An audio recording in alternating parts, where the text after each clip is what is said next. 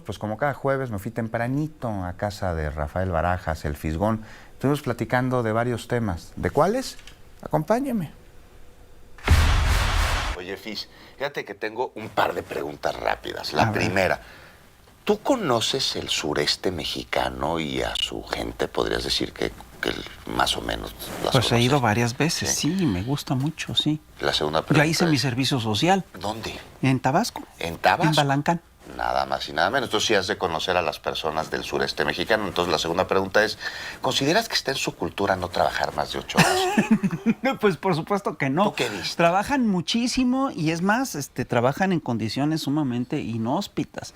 Es gente muy trabajadora.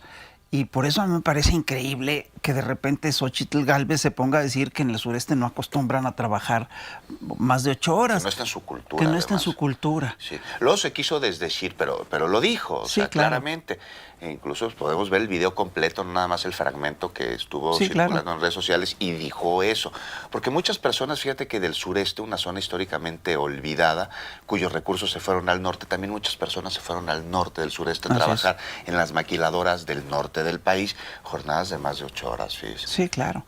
No, pero además, Xóchitl Gálvez habla de una maquila, de unas maquiladoras.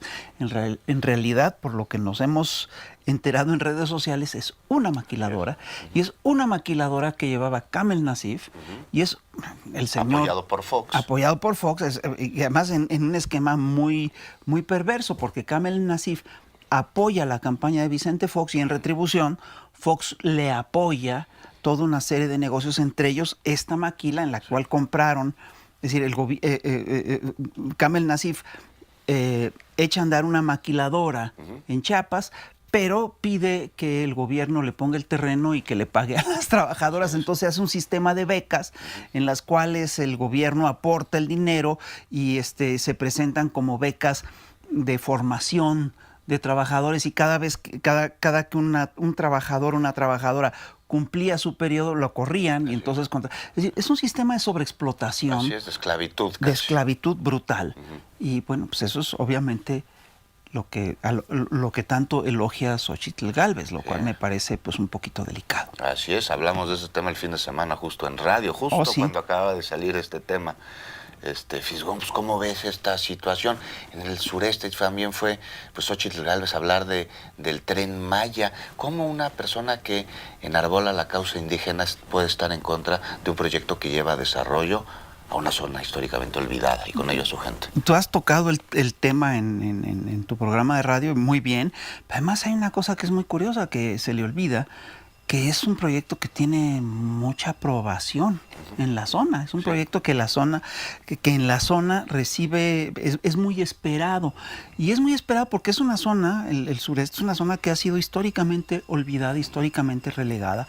Es falso esto de que en el norte trabajan, en el centro administran y en el sur descansan, ¿no? Eso es totalmente ridículo y es claramente un prejuicio clasirracista.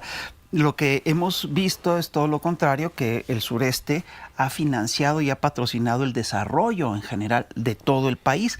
De ahí han salido el 40% de los recursos nacionales, concretamente de lo que es el Cantarell, de lo que es el Pozo Cantarell.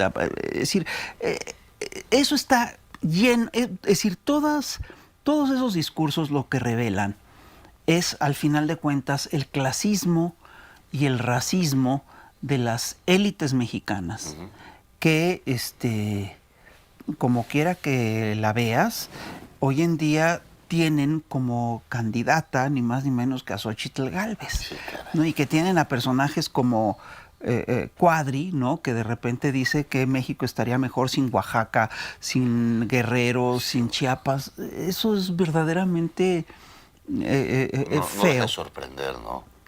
No deja de sorprender, revela cómo sigue empezando en nuestras élites toda una serie de prejuicios que se incubaron todavía en la colonia. Sí, claro. Siguen viviendo un régimen de castas sin aceptarlo. Neovirreinal el asunto. Neovirreinal el asunto. Bueno, sobre eso, Ajá. precisamente Jesús Echevarría escribió un ritmo raro que es un locomotion, ¿no? Y pues yo escribí una letra que es un locomotion clasirracista. A ver si les parece, cómo la ven.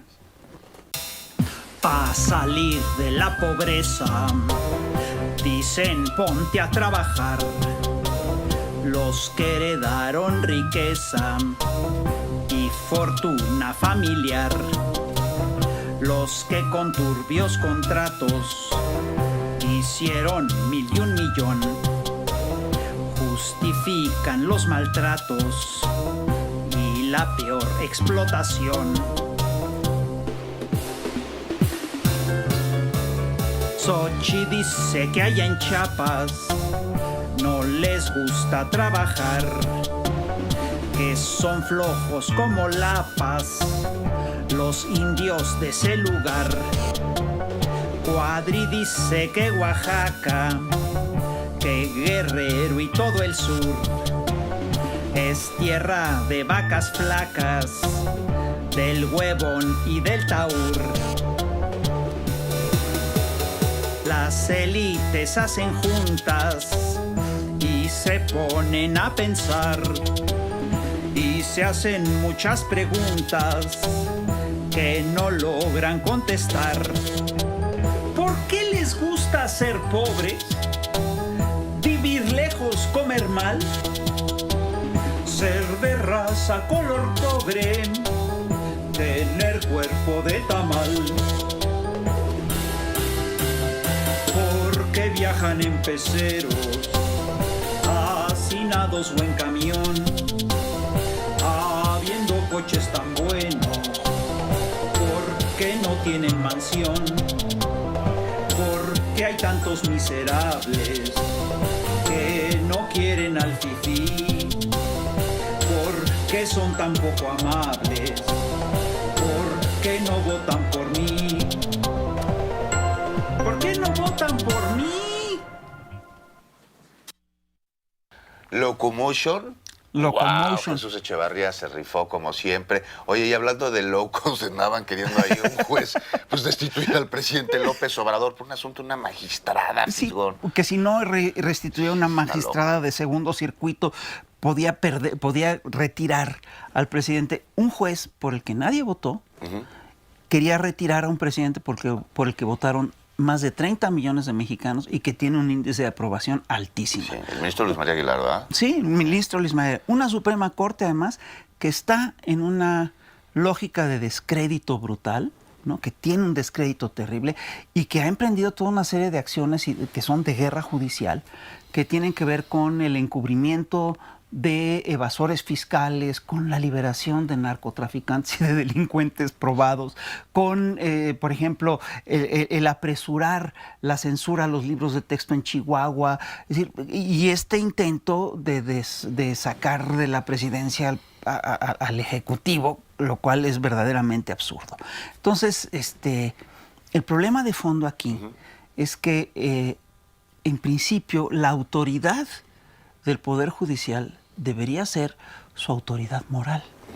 ¿Qué pasa cuando una autoridad judicial carece de autoridad moral? No, bueno, ¿Dónde reside su fuerza? No, pues no tiene ninguna fuerza que la sostenga. Así es. Bueno, Fisgón, pues es un asunto delicado del que, como siempre, vamos a estar pendientes y, bueno, pues ellos tendrían que estar más pendientes en aprobar, en vez de aprobar así rápidamente, que no se distribuyeran en 2 estados de la República los libros de texto gratuito. Así, con esa expeditez, tendrían que atender los asuntos pendientes en cuanto a defraudadores fiscales. Sí, porque Pero además bueno. es increíble, porque el juez lo que hace es que atrae el asunto de este asunto del evasor fiscal y retiene el caso 8 meses. ¿Qué pasó? Tú no atraes un asunto para retenerlo 8 meses, al menos que quieras retenerlo. Exactamente. Bueno, Fido, oye, muchas gracias como siempre. No, pues al contrario, como siempre es un gusto estar contigo en este espacio.